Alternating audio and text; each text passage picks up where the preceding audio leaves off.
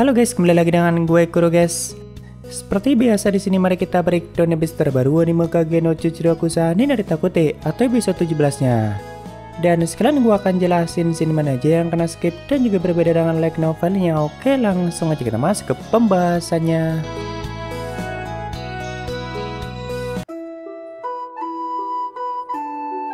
Episode kali ini dibuka dengan Chit yang sedang memikirkan banyak skenario mengenai penampilan Chemina supaya lebih maksimal di babak seperempat final nantinya. Jadi setelah mengalahkan Quinton sebelumnya, kan Chemina resmi masuk ke babak semifinal dan lawan yang akan dia hadapi pertama kali adalah Neros dari Velgata. Nah, mulai dari babak itu juga, Chemina berniat mulai menunjukkan kekuatan aslinya dan membuat semua penonton jadi terkagum-kagum. Ya, intinya sudah waktunya untuk menunjukkan kekuatan asli Chemina dan membuat semua orang berpikir ternyata selama ini dia memang sangat kuat dan selalu menyembunyikan kekuatannya. Cuma kan Chit berniat melakukan itu secara perlahan supaya momennya lebih kerasa dan penampilan Chemina bisa lebih maksimal. Makanya dia sedang membayangkan dan memikirkan banyak skenario seperti apa yang akan digunakan nantinya. Iya, dia memang selalu seperti itu dan selalu totalitas jika sudah menyangkut peran yang sedang dia mainkan. Entah itu peran cupunya ataupun peran sang penguasa bayangannya. Dirinya juga masih punya waktu beberapa hari untuk berlatih dan memikirkan semua itu. Karena babak finalnya akan dilakukan di minggu depan dan selama waktu itu juga Chit masih liburan sekolah atau liburan musim panas. Tapi sebenarnya di sini Chit juga sempat berpikir kalau tidak ada salahnya untuk menyisihkan waktu untuk malas-malasan. Kebetulan di pagi itu Yoro datang ke kamar Chit dengan sangat heboh dan intinya dia mengajak Chit untuk menangkap Rosoriana ataupun mencari informasi keberadaannya. Karena ada hadiah besar yang akan diberikan dan postur Boronandos juga sudah mulai disebarkan.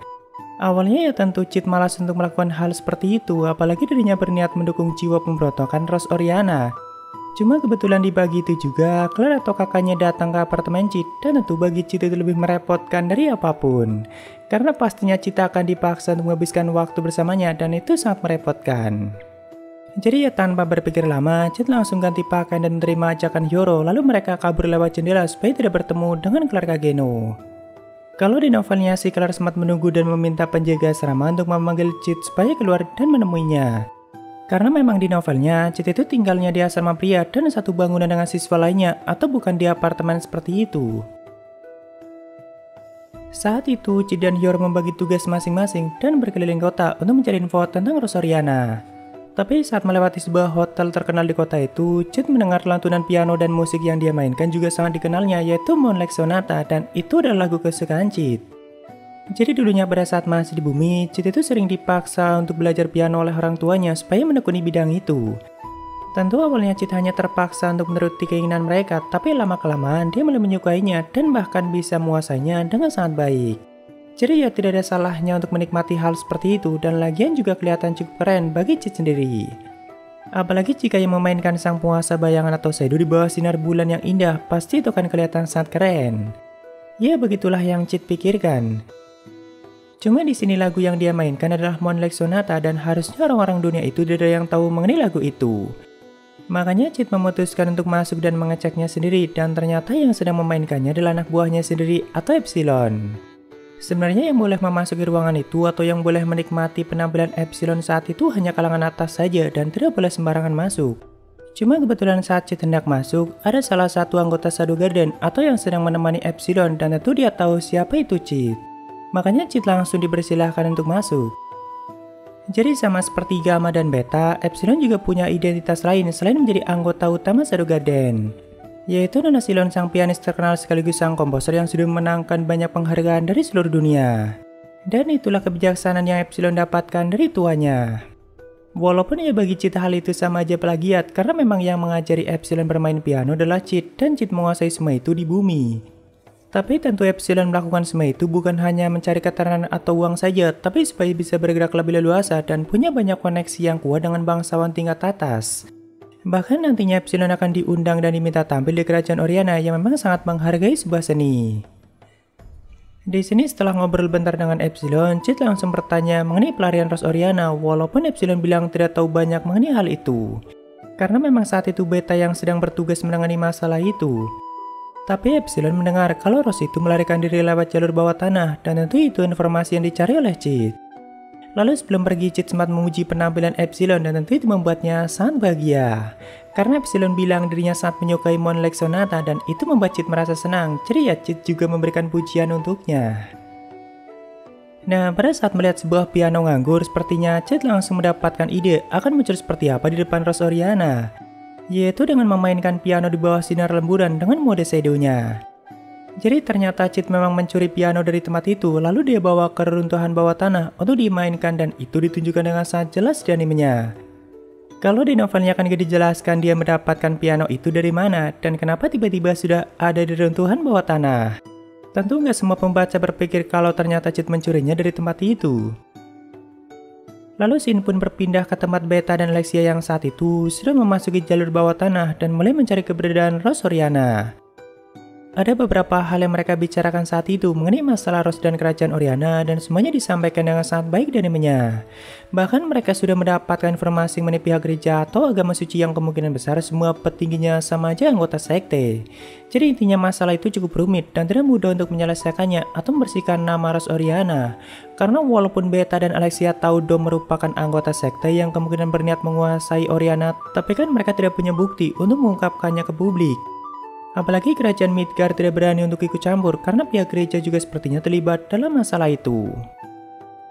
Di sini Alexia juga menceritakan kalau Iris sempat mengatakan kalau mata Raja Oriana kelihatan sangat kosong dan juga sempat mencium bau manis. Sebenarnya saat mendengar itu Beta sangat tahu obat seperti apa yang digunakan oleh Dom untuk memulihkan Raja Oriana.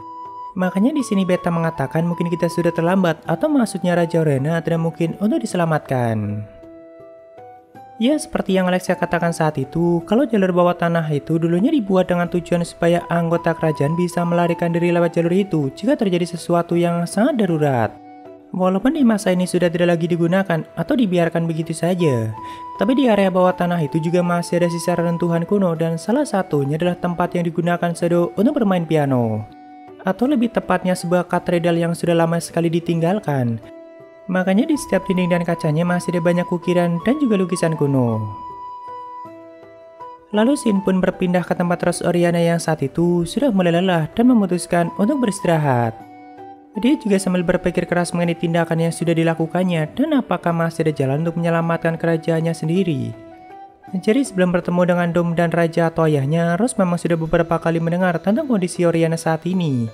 Makanya begitu melihat kondisi ayahnya yang sudah seperti mayat hidup, amarah Rose langsung meledak dan langsung menikam Dom dengan maksud membunuhnya saat itu juga. Tapi Rose tidak memperhitungkan kalau ternyata Dom itu cukup kuat dan bisa menghindari serangannya atau hanya tergores saja. Ya itulah kesalahan terbesar Rose dan dia sangat menyesali hal itu. Jika dirinya bisa tenang saat itu dan mengatur rencana yang matang dulu, mungkin bisa menyingkirkan Dom dan juga sekte Diabolos dari kerajaan Oriana. Begitulah yang Rose pikirkan saat ini. Karena jika sudah seperti itu kan segalanya menjadi jauh lebih sulit dan kesempatan untuk menyelamatkan Oriana jauh lebih kecil.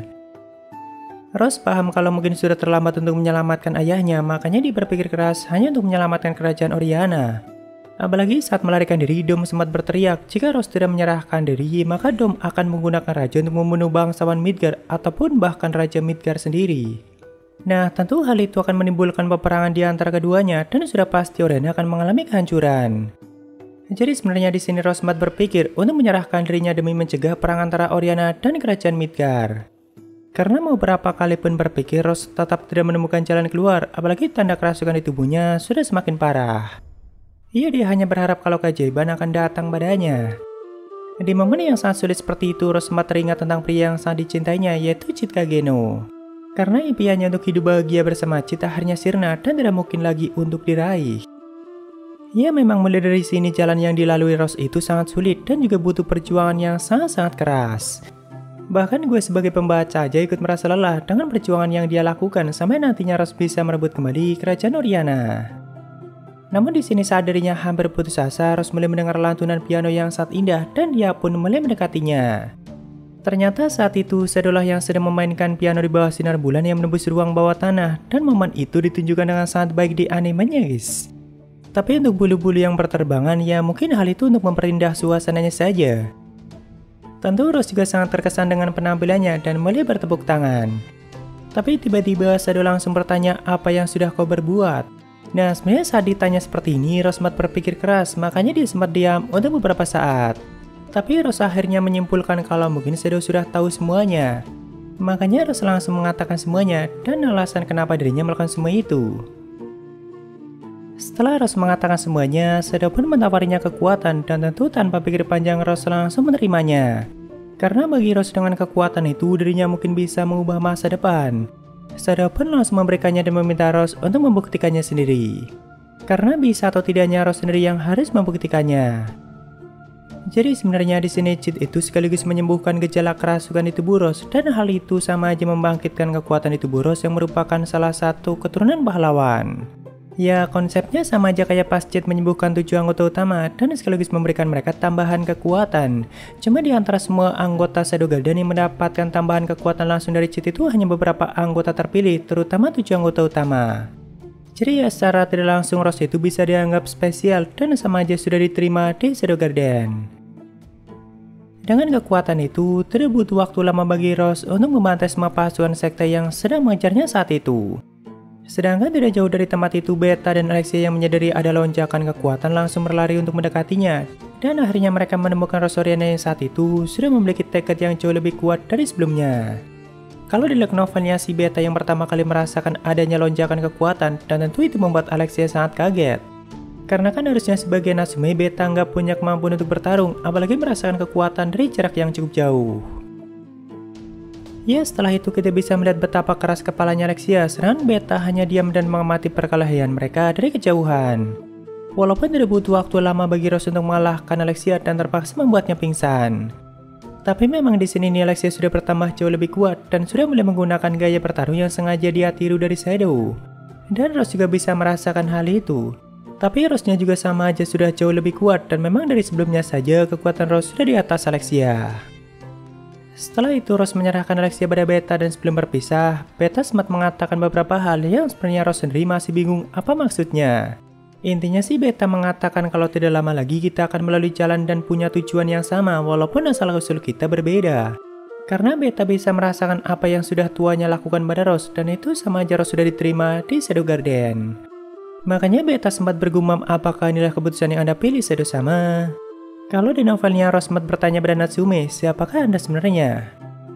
Lalu episode ini pun ditutup dengan pertemuan Chid dengan kakaknya, atau lebih tepatnya Chid akhirnya ditemukan oleh Clark Kageno dan itu momen yang horor banget sih. Karena senyuman jahat Clark itu lebih menakutkan dari apapun dan bahkan Chid hanya bisa pasrah di hadapannya. Ya mungkin di episode selanjutnya kalian akan melihat MC kita dicekik habis-habisan tanpa bisa melakukan perlawanan.